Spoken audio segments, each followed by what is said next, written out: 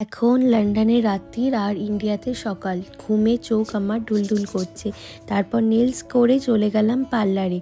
গিয়ে দেখি নতুন বর এসেছে। এটি আমার দেওর বুদ্ধদেব, ওরই বিয়ের জন্য আসা। তারপর আমার বড় পার্লারে ডিট্যান করে নিচ্ছিল, আর আমি একটু হেয়ার কালার আর হেয়ার কাটিংও করব। আর আমার দেওরও এখানে ফেসিয়াল করে নিচ্ছে, বিয়ে বলে কথা। পার্লার থেকে ফিরতে ফিরতে আমার প্রায় রাত্রির হয়ে গেছিলো। তারপর রাতে শুয়ে পড়েছি। সকালবেলায় উঠে রেডি হয়ে চলে এসেছি গায়ে হলুদের অনুষ্ঠানের জন্য। সে দেখি সকলে রেডি ঘাট বরণে যাবে বলে। আর জানেন তো, এই বিয়েটা আমার কাছে খুবই স্পেশাল একটা কারণ, বিয়ের পরে শ্বশুর বাড়িতে এই আমার প্রথম বিয়ে অ্যাটেন্ড করা। তাই জন্য আমি নতুন বউ হিসাবে, মানে এরপর যে বউ আসবে সে হলো নতুন হবে, এখনও কিন্তু আমি বাড়িতে নতুন বউ।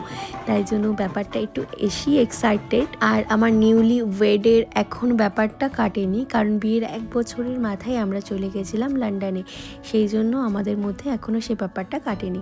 আর দূরে দেখুন আমার বর জুম করে করে আমার মুখটাই তুলছে। আর প্রথম আমি এরকম এওস্ত্রী হয়ে কোনো অনুষ্ঠানে পার্টিসিপেট করছি। দেখতাম আগে মাকে এই ব্যাপারগুলো করতে, তখন আমিও খুব বায়না করতাম আমি করব। এবছর আমি করছি, তো আমার বেশ ভালোই লাগছিল। তারপর বরণ সেরে বাড়িতে চলে এসে গায়ে হলুদের অনুষ্ঠানে সবাই নাচছিলাম আমরা।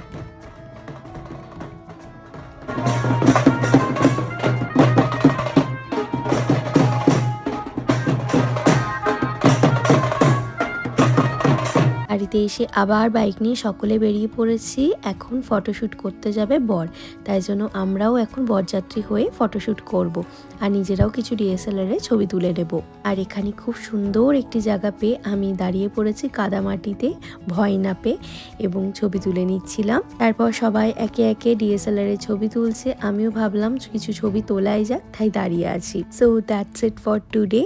দেখা হচ্ছে পরবর্তী নতুন লাগে। ততক্ষণের জন্য সকলকে টাটা।